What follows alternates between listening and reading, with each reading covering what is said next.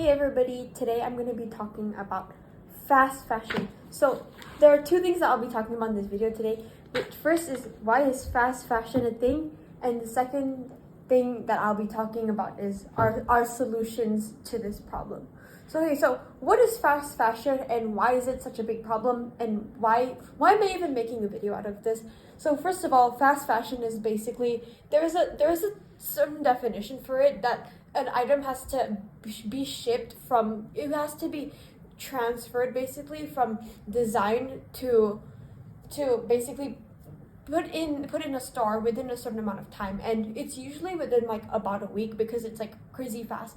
So how does this work in the first place is that from what I've researched, people like designers of a company usually go to fashion shows and they take pictures and they use Instagram and stuff to also, send these pictures and ideas to designers who will then send their patterns and layouts to foreign companies, and they outsource it to different companies. And this is another big subtopic, which is the apparently forced labor and mistreatment of workers, which is kind of true to an extent, that companies, not just clothing companies, but companies in general, like to outsource their manufacturing to other countries, specifically for the reason that they have less strict regulation compared to, let's say, the United States. And they also have, of course, lower wages, which means maximizing profit for the clothing company in general. So with this advantage of actually mass producing and having cheap labor and often times forced labor, according to the press, so this really helps to drive down prices, especially for companies like H&M, which people do really find cheap, as fast fashion is supposed to be cheap. Okay, so next, why do companies like H&M and Zara, why are they a thing in the first place? So when we talk about why fast fashion is a thing in the first place, which was the first thing I said in the video, so the reason why it actually is a thing is because of social media and because of trends. And the reason why I really say this, but with a bit of uncertainty, as we're not really sure if it's actually true or not, but from my own personal observation, when you look back at how fashion worked back in the 90s, before, let's just call it the era before social media and mass media in general, people really used to follow trends of celebrities, and trends didn't really spread like wildfire, and they didn't really catch on really quickly, thanks to the fact that there was no source of like mass media other than like television and stuff. But this is not real. Television really isn't a media to actually like share fast fashion or share fashion ideas or personal views in general. So that's pretty much the reason why, as the internet was born, and as it mainly gained wide adoption and is used by people, it's actually easier for people in general to actually access trends, and with platforms like TikTok and Instagram, there's a sort of thing where it's called like mini trends, sort of, where these trends often last less than like a month or even weeks, which is honestly a huge waste. And now, why is this a huge problem? So first of all, obviously, is the labor, which I've talked about, and workers being mistreated and exploited. And second is the sheer waste that is actually created from the fast fashion industry. So the waste that I'm actually talking about is like, okay, not just like material, but also if you do realize how much water it actually takes to grow cotton, it's actually a lot of water, as they use like hundreds of liters at a time just to make like one batch of clothing, or if I'm not wrong, maybe just like one piece of clothing, and it's really, really wasteful.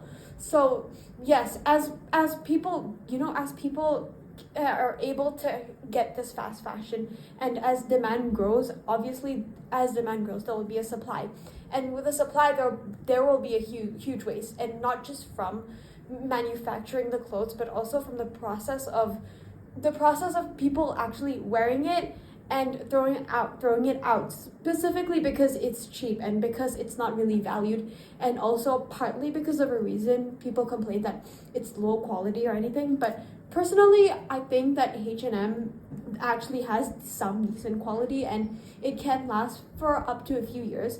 But for other people who generally don't keep these clothes as often as they usually see this as a one-time thing, wastage has like gone up, and people aren't keeping these clothes as long as people like in the 90s like used to. So now I'll be talking about some solutions to this and what people are actually trying to do. So if you look at the major brands like Uniqlo, H&M, Zara, so they have this marketing plan, not marketing, they have a marketing campaign just for promoting their sustainability. And that's another issue of like greenwashing and how, to what extent these claims are actually true, which is a big problem. But let's assume that yes, what they're actually sticking to what they're saying. So what are they actually doing? So from what I've researched, they are implementing procedures such as H&M, where they have a system where you can actually go into the stores, donate some of your previous H&M clothes. I'm not really sure if it has to be H&M, but your clothes in general, and you can get a 10% off of your next purchase or something, which I kind of see as like counterintuitive, as you are buying more clothes and in general you're going to be wasting more. But naturally people will say that yes, they're using these clothes as like a way to kind of like try to like recycle them, reuse them, or just like, you know, resell them in general. So and companies like Uniqlo also they claim to be developing a technology that would you know, strip the clothes to its basic materials such as like cotton and stuff, and repurpose this to make whole new fashions that is not just recycled or reused and stuff. And secondly, other than that, there are new brands that has been established just to tackle this issue. So I'm not sure if you know the brand called Refash, but it's actually it's kind of a big thing in Malaysia, but also not really. And also there are brands in the US that are actually specifically created for the purpose of taking scraps from big sellers such as H&M and repurposing the fabrics to make new clothes.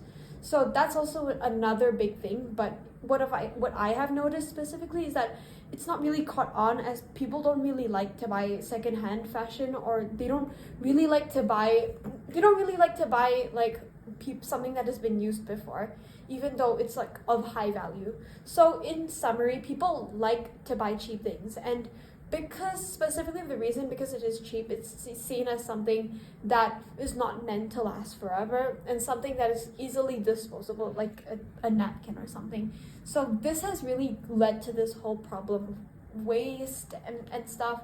And yes, so other than H&M's solutions of trying to reuse these clothes, you also have to really understand that you need to tackle the whole root problem of how these micro trends and mini trends spread in the first place, and why, you know, the rise of consumerism specifically. So my personal opinion is that instead of making it mass, which I know people will be like screaming, oh my god, but this is not something economical and this is not something businesses will do.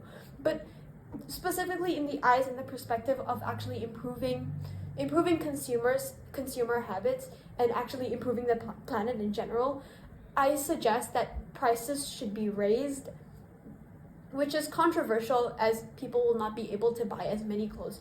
And but to offset this cost and to actually use this cost wisely, they should put that extra money that people will hypothetically pay into actually making the garment of better quality.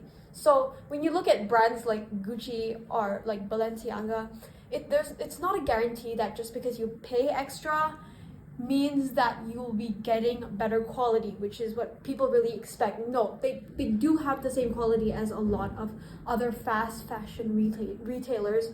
It's just with the huge 1000% markup, which goes to their marketing, which goes to their, you know, their sponsorships and everything. So in the interest of actually consumers and saving the planet, yes, people should actually be spending more for their garments.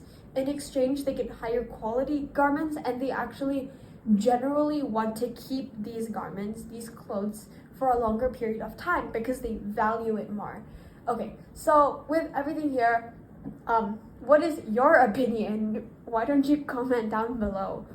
I hope you enjoyed this video. Bye.